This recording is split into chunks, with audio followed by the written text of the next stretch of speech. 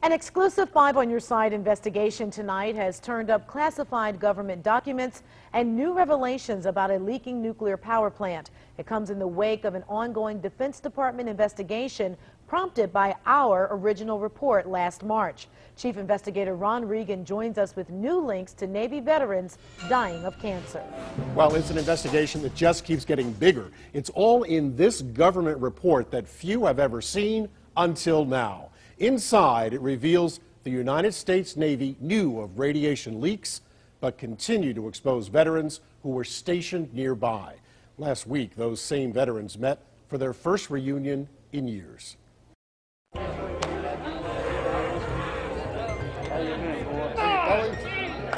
Along with memories, many share something else. He said, well, he got cancer. This is renal cancer. When I went to the doctor, he said it's a different cancer, and it's at a different location. Ed Wentling has twice been diagnosed with cancer. That's where I breathe right here. That's the only breathing thing I got. During the 60s and 70s, Wentling and veterans he hasn't seen in years served here at McMurdo Station, Antarctica. And just up the hill, they could see what was then known as one of the Navy's first portable nuclear reactors. How close were you to the nuclear plant? Right at the bottom of the hill. It's the very same hill where radioactive material made its way down to the men. According to this Veterans Administration document we first showed you last March.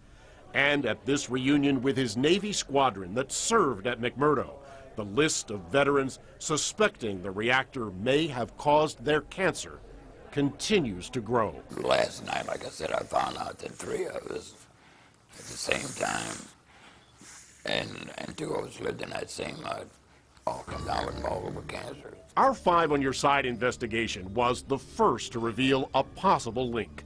In March, we reported the plant had a history of breakdowns. They were contained in this final operating report, completed after it was shut down for good in 1973. It found 438 malfunctions from 1964 through 1973 and 123 reports of radiation exposure in excess of allowable limits. Now we've uncovered new evidence. Those malfunctions began shortly after the plant was brought online in 1962. A full 2 years earlier. Well, it's kind of shocking. Why didn't they let us know that we'd been exposed? You know, the Navy's good about keeping things quiet. Jim Baines talking about this government report that veterans never knew about until we showed them. It was prepared for the Navy after the plant was first shut down in November 1964. It reveals widespread defects in the reactor core. I would like to know, yes, I would like to know what caused this. If that was it, then somebody should answer for covering it up. The report found 30 cracks in the reactor core containing highly enriched uranium-235, a fuel leak of undetermined origin, and increasing radiation levels in the primary coolant. It had been operating for just 2.5 years when it was replaced with another. Do you believe that that plant played a role in your cancer? Absolutely. 77-year-old Hoot Hartman served at McMurdo in 62 and 63 when the trouble first started. I remember the sirens going off, and we were told that that was a scramble signal that they was having a problem. We never had instruction on what to do, or, you know, to go anywhere, or where could you hide anyway. Hartman had kidney cancer and now was battling cancer in both lungs and his lymph nodes. Being a career Navy person, I didn't really ever suspect that my government would shoot me in the back. This Navy film documents the plant being built and tested. We found it in the library of the International Atomic Energy Agency in Vienna. Tom Elder remembers a close friend who worked here inside, describing how devices called dosimeters that measure radiation were often ignored. He said, oh, we just threw our dosimeters away. They're no good. They're maxed out the minute you walk in, within 30 minutes. So they kept a spare dosimeter outside. And then when they come out, the corpsman would check them for radiation. He checks your meter. And if you're over, you can't go back in. So they just throw that one away and get a new one, put it on and walk back out. And this happened Yes, regularly.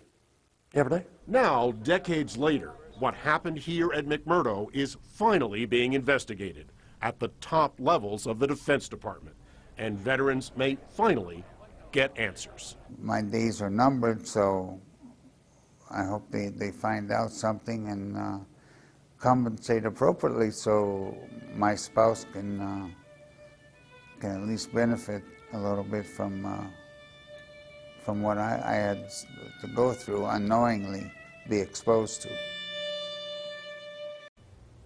And as a result of our investigation, the Navy has now turned over classified documents to the Veterans Administration.